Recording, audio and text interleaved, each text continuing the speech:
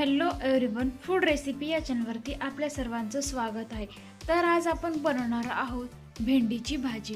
तर त्यासाठी आपल्याला साहित्य लागेल चवीपुरतं मीठ, कापलेला लसूण, हिरवी कोथिंबीर, कढीपत्ता, लाल तिखट, शेंगदाण्याचं कूट, अशा स्वच्छ धुवून कापलेली भेंडी, जिरे, मोहरी। चला तर सुरू करूया मग आपण आपल्या रेसिपीला। सर्वप्रथम कढईमध्ये 1 ते 1.5 चमचा तेल टाकून घ्यायचं। जास्त पण तेल टाकू नका, जास्त तेल टाकलं तर भेंडीची भाजी तेलकट होऊन जाईल। तेल छान कडू द्या। तेल कडल्याच्या नंतर त्यात सर्वप्रथम मोहरी घालून घ्या। हे पहा, इथे आपलं तेल गरम झालेले। आता आपण यामध्ये अर्धा चमचा जिरे घालून घेऊ, त्यानंतर अर्धा चमचा मोहरी। जिरे मोहरी छान असं कडू द्या।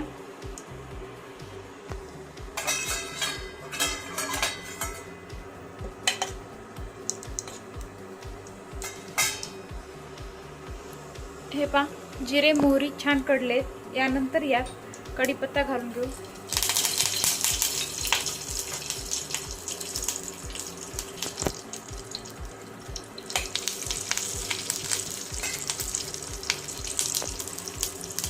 लगेचच आपण कापलेले लसूणचे तुकडे घालून घेऊ आणि छान असं सोनेरी रंगावर परतून घेऊ।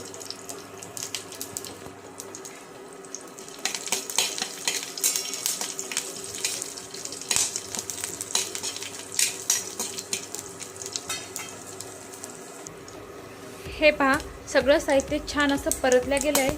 आता आपण यामध्ये कापलेली भेंडी टाकूया।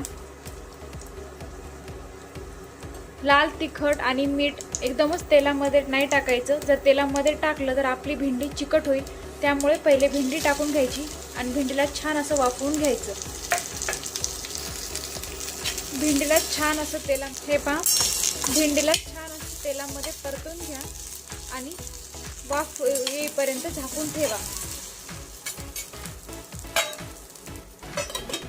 3 ते 4 मिनिटं झाकून ठेवा।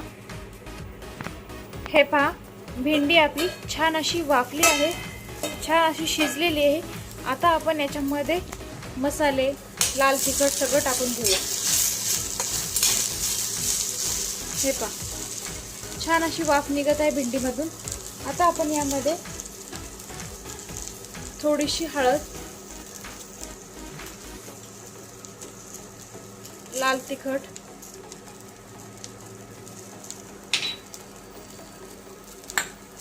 वरतून शेंगदाण्याचं भाजलेलं कूट, तुम्ही हवं तर याच्यामध्ये खोबरखीस पण टाकू शकता, आणि चवीनुसार मीठ।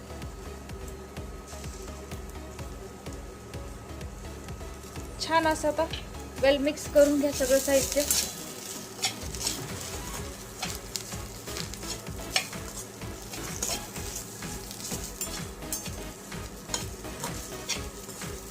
हे पहा, भेंडीच्या भाजीला छान असं टेक्स्चर येत आहे। छान व्यवस्थित मिक्स करून घ्या आणि शिजण्यासाठी परत 3 ते 4 मिनिट झाकून ठेवा।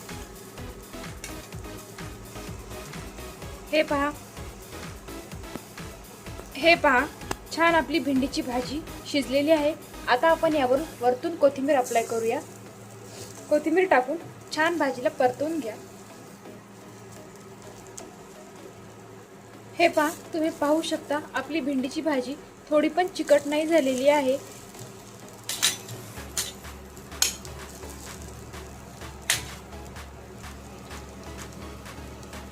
तर कशी वाटली मग तुम्हाला भेंडीच्या भाजीची रेसिपी? जर रेसिपी आवडली असेल तर व्हिडिओला लाईक आणि चॅनलला सबस्क्राईब करायला विसरू नका। धन्यवाद।